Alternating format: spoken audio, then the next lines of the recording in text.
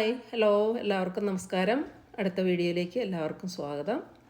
ഇന്ന് നമുക്ക് കയ്പില്ലാതെ പാവയ്ക്കത്തിയൽ എങ്ങനെ ഉണ്ടാക്കാമെന്ന് ഒന്ന് കണ്ടു നോക്കാം. പാവയ്ക്കത്തിയൽ തയ്യാറാക്കുന്നതിന് വേണ്ടി ഞാനിവിടെ ഒരു വലിയ പാവയ്ക്ക എടുത്തിട്ടുണ്ട്. പിന്നെ ഒരു 15 കഷ്ണം ഉള്ളി, 2 പച്ചമുളക്, ഒരു ചെറിയ ബൗൾ തേങ്ങ എടുത്തിട്ടുണ്ട്.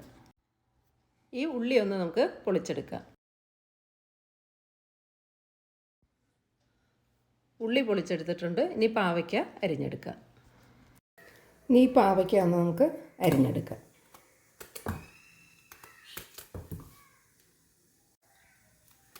പാവയ്ക്കയുടെ ഉള്ളിലുള്ള സീഡ് കളഞ്ഞതിന് ശേഷം കനം കുറച്ച് നീളത്തിൽ അരിഞ്ഞെടുക്കാം.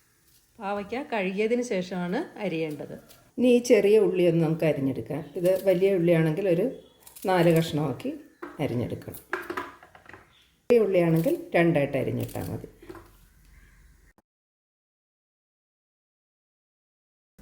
കനം കുറച്ച് നീളത്തിൽ അരിഞ്ഞെടുക്കാം.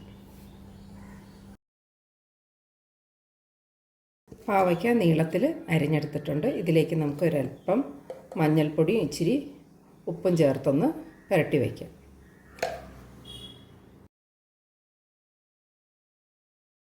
കുറച്ച് നേരം ഇരിക്കുമ്പോൾ ഇതിൻ്റെ കയ്പൊന്ന് മാറിക്കിട്ടും. നമുക്ക് പാവയ്ക്കത്തിയലിനുള്ള തേങ്ങ വറുത്തെടുക്കാം. ചട്ടിയിലേക്ക് ഒരല്പം വെളിച്ചെണ്ണ ഒഴിച്ചു കൊടുക്കുക. ഒരു നുള്ളു ജീരകം ഇട്ട് കൊടുക്കുക.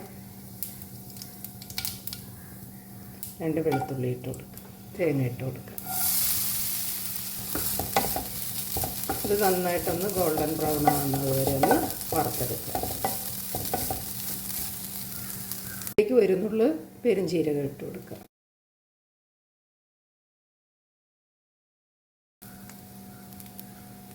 ഒരു 1/4 ടീസ്പൂൺ കുരുമുളക് ഇട്ട് കൊടുക്കുക. തേങ്ങ നന്നായിട്ട് മൂത്ത് വരുന്നുണ്ട്. ഇനി കുറച്ചുകൂടെ ഒന്ന് ബ്രൗൺ ആകാനുണ്ട്. ഗോൾഡൻ ബ്രൗൺ ആയിട്ടുണ്ട്. ഇനി മുളക് പൊടി ചേർത്ത് കൊടുക്കാം. ഒരു ചെറിയ മുറി തേങ്ങയാണ് എടുത്തിട്ടുള്ളത്.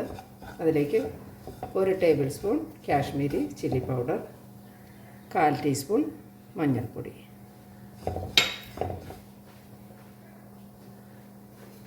ഫ്ലെയിം ഓഫ് ചെയ്ത് കൊടുക്കുക. അതിനുശേഷം വേണം ഇതൊക്കെ ഇട്ട് കൊടുക്കാൻ. മല്ലിപ്പൊടി,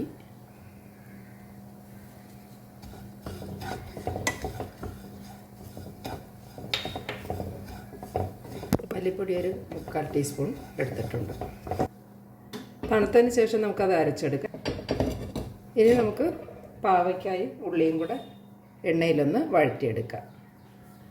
ആവശ്യത്തിനുള്ള വെളിച്ചെണ്ണ ഒഴിച്ചു കൊടുക്കാം. കടുക് ഇട്ട് കൊടുക്കാം. കടുക് പൊട്ടിയതിന് ശേഷം ചെറിയ ഉള്ളിയും പച്ചമുളകും ഇട്ട് കൊടുക്കാം.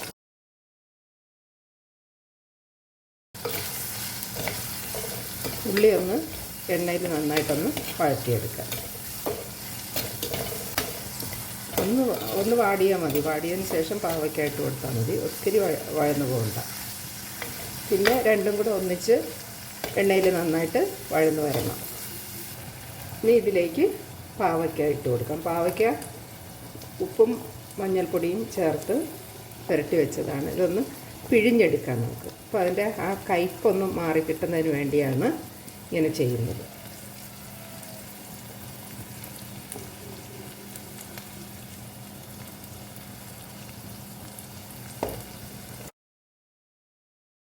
ഇനി ഇത് എണ്ണയിൽ നന്നായിട്ടൊന്ന് വഴന്നു വരണം. മീഡിയം ഫ്ലെയിമിൽ വേണം വെക്കേണ്ടത്. ഇതിനി നമുക്കൊന്ന് മൂടി വയ്ക്കാം. ഉള്ളിയും പാവയ്ക്കായും വെന്തിട്ടുണ്ട്. ഇനി ഇതിലേക്ക് കറിവേപ്പില ഇട്ട് കൊടുക്കാം. കറിവേപ്പില ഇട്ടതിന് ശേഷം ഒന്നുകൂടി ഒന്ന് മൂടി വയ്ക്കാം. ഇനി തീയലിനുള്ള തേങ്ങ അരച്ചെടുക്കണ്ടേ? ജാറിലേക്കിട്ട് ഒന്ന് അരച്ചെടുക്കാം. മിക്സിയുടെ ജാറിലിട്ട് ആദ്യം തന്നെ ഇത് വെള്ളം ചേർക്കാതെ ഒന്ന് പൊടിച്ചെടുക്കണം. അതിന് ശേഷം ഒന്ന് വെള്ളം ഒഴിച്ചരച്ചെടുത്താൽ മതി. തേങ്ങ അരച്ചെടുത്തിട്ടുണ്ട്.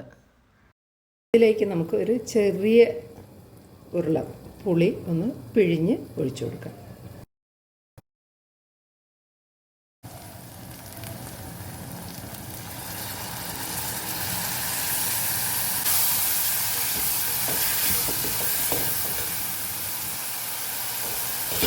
ഇനി ഇതിലേക്ക് നമുക്ക് അരപ്പ് ചേർത്ത് കൊടുക്കാം.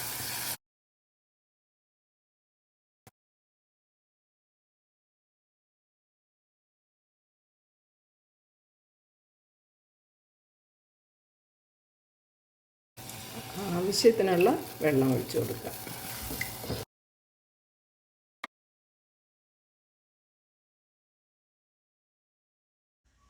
ഇനി ഇതിലേക്ക് ആവശ്യത്തിനുള്ള ഉപ്പ് ചേർത്ത് കൊടുക്കുക.